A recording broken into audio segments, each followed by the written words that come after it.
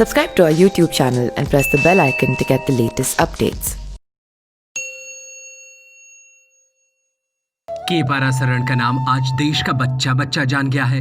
जितना श्रेय राम जन्मभूमि आंदोलन से जुड़े नेताओं का इसका श्रेय जाता है, उससे कम श्रेय के पारासरण का भी नहीं है। उनकी अगुवाई में सुप्रीम कोर्ट में जो कानूनी लड़ाई लड़ी गई, तमाम वामपंथी इतिहासकारों के झूठे तथ्यों और अंकों और सबूतों की कसौटी पर खारिज करने का काम करना रामलला के पक्ष के वकीलों ने किया। उसके प्रेरणा और मार्गदर्शन के पारासरण ही थे। लेकिन आम लोग उनकी जिंदगी के बारे में कम ही जानते हैं। आज उनके जन्मदिन पर जानते हैं उनके बारे में कुछ अनसुनी और दिलचस्प बातें।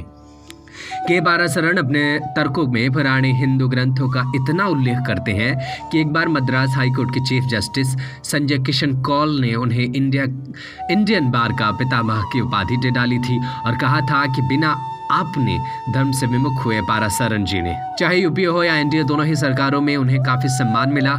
इंदिरा गांधी की सरकार में सॉलिसिटर जनरल भी रहे और बाद में उन्हें अटॉर्नी जनरल भी बनाया गया था।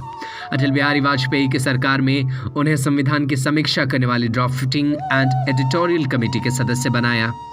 वाजपेयी जी ने उन 2003 में पद्म भूषण से सम्मान भी किया। तो यूपीए 2 में मनमोहन सरकार ने उन्हें 2011 में पद्म विभूषण सम्मान दिया और ये तय माना जा रहा कि मोदी सरकार उन्हें भारत रत्न देने पर विचार कर रही है। यूपीए सरकार ने उन्हें न केवल पद्म विभूषण सम्मान दिया बल्कि उन्हें राज्यसभा में भी मनोनीत किया। 2016 में उन्हें एक तरह का संन्यास ले लिया था। उन्होंने केस लेना बंद कर दिया था। तब से अब तक उन्होंने केवल 2 ही केस लिए, एक था राम जन्मभूमि और दूसरा सबरीमाला मंदिर का केस। सबरीमाला मंदिर का केस अयप्पा भगवान के मंदिर में रजस्वाला स्त्रियों के प्रवेश से जुड़ा था और राम मंदिर विवाद तो देश की धड़कनों से ही जुड़ा था।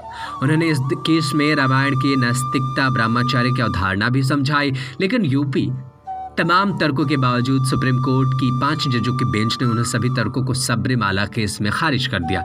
लेकिन राम मंदिर केस में 5 जजों की बेंच में कोई भी जज ने उनके खिलाफ नहीं गया और करोड़ों राम भक्तों ने को उन्हें जीत दिला दी। इसी वजह से सम्मान के तौर पर राम जन्मभूमि तीर्थ ट्रस्ट का उन्हें पहला ट्रस्टी मनोनीत किया गया। उनके ग्रेटर कैलाश दिल्ली वाले घर में ही राम जन्मभूमि तीर्थ ट्रस्ट का रजिस्टर्ड ऑफिस बनाया गया। 1927 में तमिलनाडु के श्रीरंगम में पैदा हुए के पारासरण के पिता केशव अयंगर भी न केवल वकील थे बल्कि एक बड़े वैदिक विद्वान थे। उन्हीं का असर पड़ा पारासरण पर भी। बचपन से उन्होंने प्राचीन भारत के ग्रंथों का काफी अध्ययन किया और अक्सर कोर्ट में अपने तर्कों के बीच उनमें से कुछ न कुछ उद्धृत करते रहे। उनके 3 बेटे भी वकील हैं। उनके 3 बेटों के नाम है मोहन, सतीश और बालाजी।